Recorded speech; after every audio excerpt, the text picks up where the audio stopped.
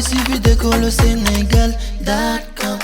À école au Sénégal, c'est facile, tu n'as qu'à te connecter. Tape école au Sénégal, les leçons sont beaucoup plus détaillées. Et bonjour chers amis, nous nous retrouvons pour un nouveau chapitre, les amortissements. Et avant de commencer, j'aimerais nous dire que c'est un chapitre qui semble être un peu complexe, mais très facile. Donc, il suffit bien sûr de maîtriser les principes et les règles. Vous allez voir que vous allez vous en sortir facilement. Donc voilà les amortissements. Et dans ce chapitre, nous allons étudier 3 grands points. À part l'introduction, nous allons voir le calcul de l'amortissement. Et après le calcul de l'amortissement, nous parlerons de la réajustement des amortissements. Et après le réajustement des amortissements, nous allons voir la sortie du patrimoine des immobilisations. Donc, comment est-ce qu'on calcule l'amortissement? Quels sont les différents types ou bien systèmes qu'on utilise au niveau des amortissements? Et au niveau de la réajustement des amortissements, comment on peut réajuster les amortissements? Au niveau de la sortie, comment est-ce qu'on peut faire sortir une immobilisation? Dans quelle situation? Est-ce que c'est le cas dans un cas de vente, d'immobilisation, ou bien d'échange, ou bien de mise au rebut, ou bien de destruction? Nous essaierons tout au long de ce chapitre d'aborder tous ces aspects. Mais premièrement, nous allons nous attarder un peu sur l'introduction. Ok, donc nous allons d'abord aborder l'introduction et voir si on peut évoluer aussi en même temps avec le grand 1 qui est le calcul de l'amortissement. Qu'appelle-t-on amortissement? Amortir un bien veut dire quoi? Donc, nous pourrions définir l'amortissement comme étant la constatation comptable obligatoire de la dépréciation d'un élément d'actif au sein d'une entreprise. Je vais donner un exemple pour illustrer. Voilà, dans notre entreprise, on a un matériel de transport 245 de compte qui a une valeur, la valeur d'origine, je précise, de 5 millions. Voilà la valeur d'origine de notre matériel de transport. Qu'on décide maintenant de quoi? D'amortir. Et comme on vient de définir l'amortissement comme étant une constatation comptable obligatoire de la dépréciation d'un actif immobilisé, et souvent c'est les éléments de l'actif immobilisé qu'on amortit. Donc ça, c'est la première des choses qu'il faut retenir. Les éléments circulants ne font pas objet habituellement d'amortissement parce que c'est les éléments qui circulent, c'est les éléments qui ne durent pas longtemps dans l'entreprise. Mais on amortit les éléments qui durent longtemps dans une entreprise. Et par définition, nous devons retenir dans ce que je viens de dire des éléments importants. Il y a la dépréciation,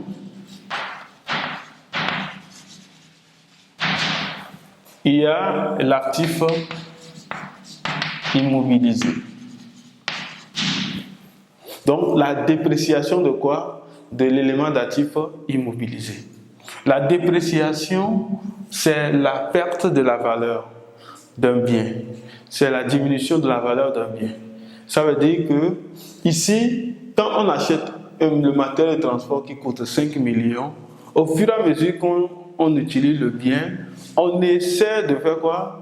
De constater quoi? La dépréciation, la perte de la valeur du bien. Et au cours de la période, ou bien du nombre d'années qui a été prévu pour le bien, nous devons maintenant faire quoi? Appliquer le système d'amortissement pour pouvoir retrouver la valeur du bien à la fin d'une période, ou bien à la fin de la durée d'utilisation prévue. Donc ici, la dépréciation, on constate la dépréciation de la valeur de l'actif immobilisé. Mais avant d'aller encore plus loin, j'aimerais attirer notre attention sur un élément. Ce n'est pas tous les éléments d'actifs immobilisés qui se déprécient. Ça, il faut essayer de mettre la part, de faire la part, ou de mettre la différence entre les éléments d'actifs qui se déprécient et certains éléments qui s'apprécient. Quand l'élément se déprécie, l'élément perd sa valeur, comme je viens de le dire. De la même manière, il y a certains éléments de l'actif immobilisé qui ne perdent pas de valeur avec le temps, mais qui prennent de valeur plutôt. Donc, quand nous prenons par exemple l'exemple d'un terrain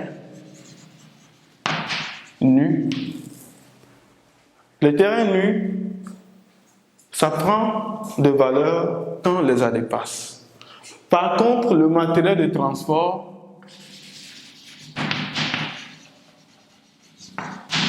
perd de valeur quand les années passent. Au fur et à mesure qu'on utilise le matériel de transport perd sa valeur. Mais par contre, même si on utilise le terrain est nu, on n'a rien construit là-dessus, le terrain, chaque année qui passe, le terrain augmente plutôt de valeur. Donc, bien de choses également qu'on peut retrouver au niveau des éléments qui augmentent de valeur. On peut citer entre autres les titres de participation également, le fonds commercial aussi. Donc voilà, et beaucoup de choses qui peuvent augmenter de valeur. Donc ces éléments qui prennent de valeur, c'est-à-dire qui s'apprécient en quelque sorte, ne font pas objet de quoi? D'amortissement. Donc on amortit simplement les biens qui sont comment? Qui peuvent être dépréciés avec le temps. Donc, et l'objectif de l'amortissement, c'est de retrouver, comme je disais, retrouver la valeur. On retrouve la valeur en fin de période, ou bien sur la durée d'utilisation prévue à la date de fin de période. Selon la durée d'utilisation prévue, on retrouve la valeur du bien. Je vais prendre l'exemple que je viens de donner, les 5 millions, et essayer d'amortir ça sur 5 ans de façon constante, on va voir. Donc, je fais 5 millions divisé par 5. Ça me donne 1 million, 1 million. Donc, si j'achète le matériel aujourd'hui, on donne un exemple, le 1er janvier 2000, de l'année 2000. Bon, 2020. Voilà. Et que le bien a été amorti normalement sur combien? 5 ans. Ça veut dire que après 5 ans, le bien n'est plus utilisable. J'achète le bien le 1er janvier de l'année 2000. Bon, la première des choses que je dois me poser comme question, est-ce que le bien, l'élément, fait partie des éléments d'actifs immobilisés? Ça, c'est la toute première question. Si oui, est-ce que c'est un bien qui se déprécie avec le temps? Oui. Donc, si j'arrive à réunir les deux éléments, donc comme réponse, je peux maintenant passer à l'étape suivante qui est l'amortissement de ce bien. Donc, ici, le 1er janvier 2000, donc c'est jusqu'au quoi? Au 31 décembre, nous allons compter ensemble, année 2000, 2001, 2002, 2003, 2004. Donc, c'est au 31/12/2024 plutôt. Oui, voilà, que le bien sera complètement amorti.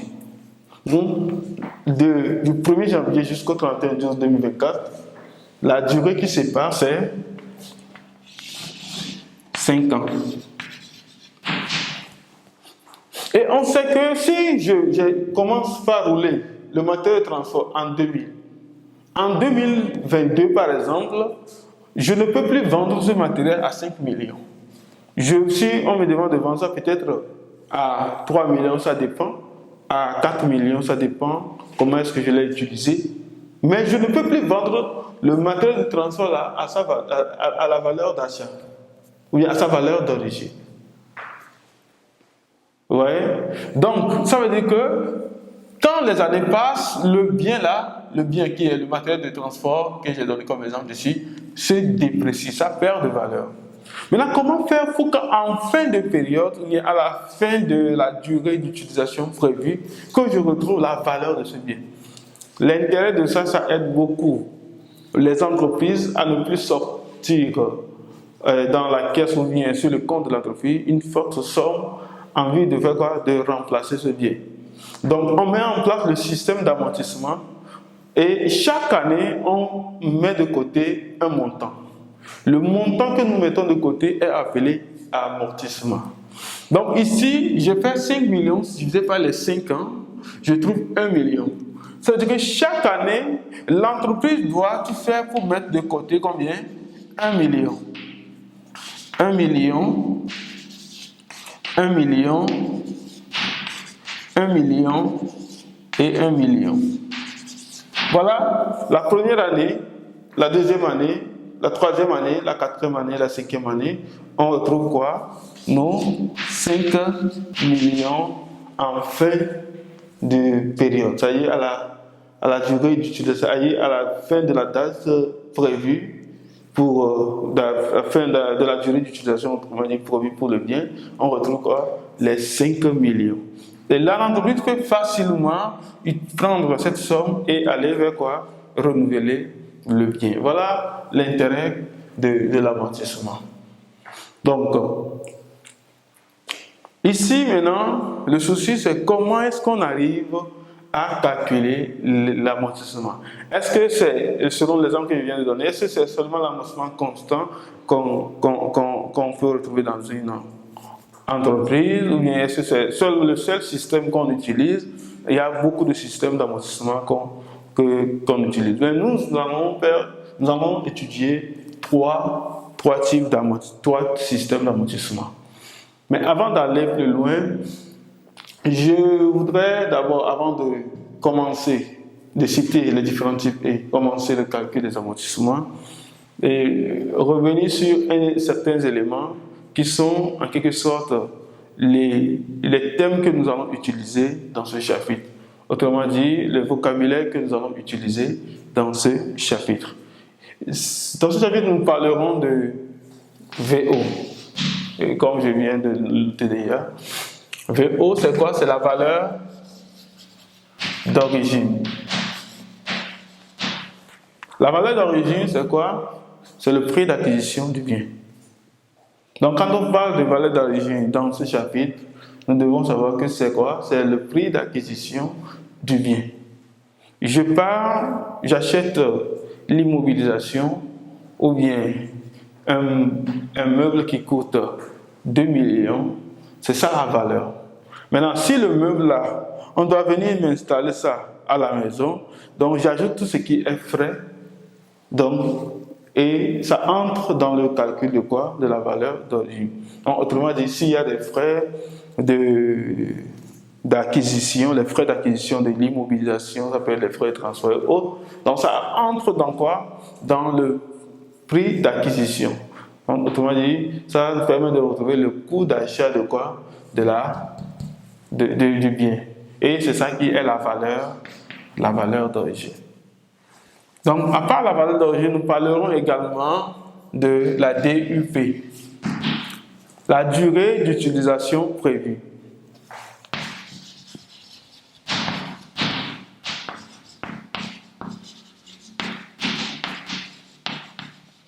La durée prévue, c'est quoi? C'est le nombre d'années que le bien doit être utilisé. Le bien doit être utilisé. Donc, le nombre d'années qu'on peut utiliser un bien, c'est la durée d'utilisation prévue. Pour tout ce qui est matériel et tout ce qui est élément immobilisé dans une entreprise, conçu un élément d'actif, ça y est, en l'occurrence, les éléments qui se déprécient ont toujours une durée d'utilisation. Donc, cette durée peut varier de 2 ans, de 1 an, parce que quand nous parlons des éléments, normalement quand nous parlons des éléments immobilisés, c'est des éléments qui habituellement dépassent 1 an. Leur utilisation dépasse 1 an, supérieure à 1 an, leur durée de vie. Donc ici, on peut aussi appeler cette durée d'utilisation prévue la durée de vie. C'est-à-dire quand on utilise ça jusqu'à terme, donc le bien est complètement amorti, on ne peut plus l'utiliser. Donc voilà les éléments qui feront objet, ça fait partie aussi des éléments qui feront objet de quoi? De ce chapitre. Nous allons beaucoup l'utiliser, durée d'utilisation prévue, durée d'utilisation prévue. Donc, nous devons comprendre que c'est la durée de vie et qui est destinée à ce bien. Nous parlerons également de quoi? Du taux. Le taux, c'est le coefficient exprimé en pourcentage qui permet de retrouver la valeur de l'amortissement. Donc, le coefficient exprimé en pourcentage qui permet de retrouver l'amortissement, la valeur de l'amortissement. Donc, le taux là va nous permettre de trouver quoi? La valeur. Donc, je vais donner un exemple ici. La durée prévue, supposons qu'on nous donne un taux de 20%. Donc, au niveau de l'amortissement constant, si je veux calculer un taux linéaire, donc ça fait 100 sur la durée, c'est-à-dire 100 sur 5 ans, ça me donne 20. Donc, je prends l'exemple de taux de 20% et j'applique maintenant sur quoi? La valeur d'origine qui est 5 millions. Si je fais 5 millions par 20 divisé par 100, je vais retrouver les 1 million. Donc, ça veut dire que le taux d'amortissement est le coefficient exprimé en pourcentage qui nous permet de retrouver quoi? L'amortissement d'un bien. Donc, voilà. À part le taux d'amortissement, nous parlerons également de la VNC, la valeur nette comptable. C'est quoi la valeur nette comptable? C'est la valeur qui reste. La valeur qui reste à une période donnée après avoir utilisé le bien. C'est-à-dire depuis sa date d'acquisition jusqu'à une période donnée, la valeur qui reste. Et cette valeur nette comptable peut être égale à 0 aussi, si le bien est complètement amorti. Je vais donner un exemple. J'ai acheté le matériel de transfert qui coûte 5 millions.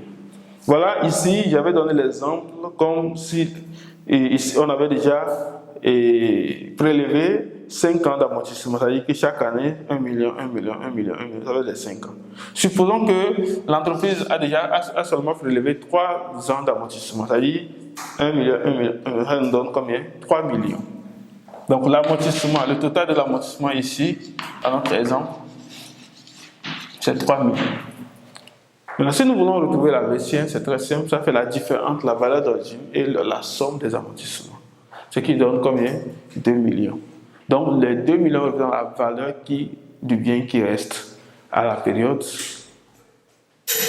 donnée. C'est-à-dire, à la date où on essaie de retrouver l'amortissement qui était déjà prélevé. Donc, ici, quand on revient maintenant, on suppose que les amortissements ont été totalement prélevés. C'est-à-dire que ça atteint les 5 ans. Donc, ça veut dire que le total de l'amortissement ici va donner combien? 5 millions. Donc, quand on fait maintenant la valeur d'origine moins le total des amortissements, donc ça nous donne quoi? 0.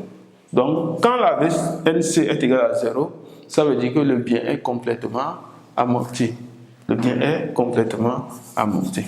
Mais quand la VNC est différente de 0, ça veut dire que le bien n'est pas complètement amorti. Voilà les thèmes que nous allons beaucoup plus utiliser dans ce chapitre.